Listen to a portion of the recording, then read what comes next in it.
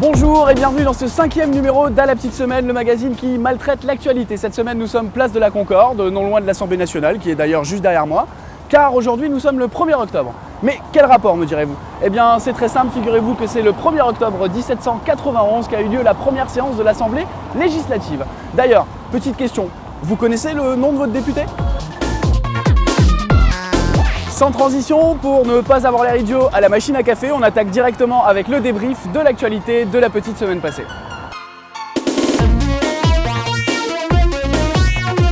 Trop, c'est trop, l'État américain a atteint le shutdown, limite budgétaire au-delà de laquelle les agences fédérales doivent cesser leurs activités. Fonctionnaires au chômage, parcs naturels fermés, faute d'accord entre républicains et démocrates sur le budget, on se dirige vers un cauchemar américain. Ni la première, ni la dernière, la polémique sur les Roms a été l'occasion d'une superbe passe d'armes au sein même du gouvernement. La rumeur dit que Manuel Valls a provoqué Cécile Duflot en duel devant les locaux d'ITélé. Autre polémique, celle sur le travail du dimanche avec l'affronte de Castorama et Leroy Merlin qui ont osé une ouverture dominicale malgré l'interdiction. Le gouvernement a réagi énergiquement en convoquant une réunion lundi. Scandale au Qatar où de nombreux ouvriers népalais seraient morts en travaillant sur les chantiers du Mondial 2022. C'est ce qu'on appelle se faire zlataner. Et enfin, pour finir, le procureur de la République de Facebook a réclamé la peine de mort pour l'assassin de la petite Fiona qui, pourtant, n'avait braqué aucune bijouterie. Cette semaine, dans le grain de sel, nous avons décidé de vous parler d'Alzheimer, un sujet grave que Julien Loza va traiter, heureusement, sans gravité. Alors, petite précision au passage, vous allez remarquer que Julien se traîne un boulet, on ne sait pas pourquoi son producteur lui a imposé un chaperon, mais rassurez-vous, il va vite s'émanciper. La semaine dernière a eu lieu le 9e gala de la Fondation pour la recherche sur Alzheimer, au cas où vous l'auriez oublié. Lors de cette soirée... Pardon, 2 secondes. Oui, ouais, oublier, c'était pas le terme, Oui. Ok, pas de vanne facile. Ok.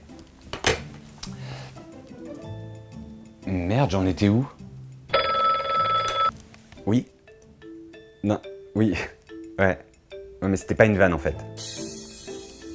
Lors de cette soirée, des artistes ont soutenu la fondation, notamment Trio, qui pour l'occasion avait évité toute prise de substances illicites pour ne pas oublier de venir. Pardon. Oui. Ok, oui. Pas de drogue. D'accord. Ok. Mais il y avait également Carla Bruni, qui visiblement ne se rappelait pas que pour chanter, il faut de la voix. Et ouais.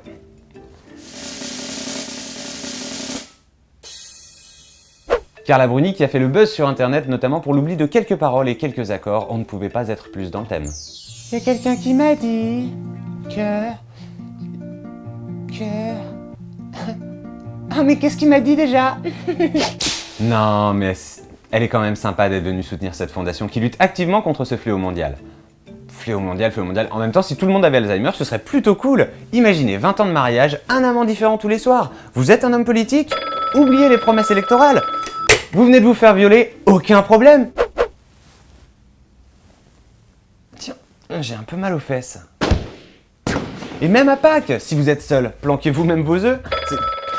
En parlant d'eux, ouais, tu me les brises. Ouais. Alors, oui, je fais des vannes de merde sur Alzheimer. Oui, je fais des vannes pourries sur le fait d'oublier. Mais en attendant, justement, en parlant d'oublier, t'es gentil, tu m'oublies.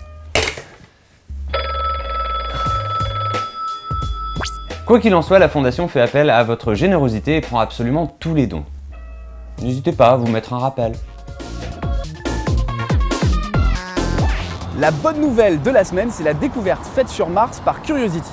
En effet, l'analyse des échantillons de roches prélevés par ce robot sur le sol martien prouverait que 2% de ce sol est composé d'eau, ce qui représente environ 33 litres par mètre cube de roche. Il semblerait donc que petit à petit se précise l'hypothèse d'une vie sur Mars. Alors la vie sur Mars, c'est bien joli, mais qu'en est-il de la vie extraterrestre tout court? Figurez-vous que nous savons pourquoi la rencontre du troisième type n'a jamais eu lieu.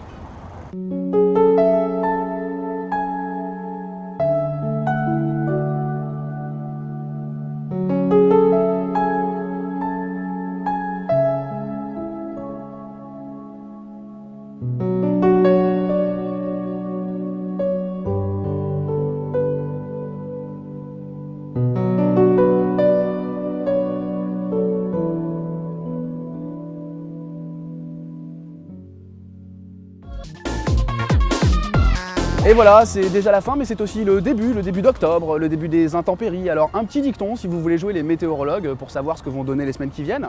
Neige en novembre, Noël en décembre. Bisous à vous et bonne petite semaine.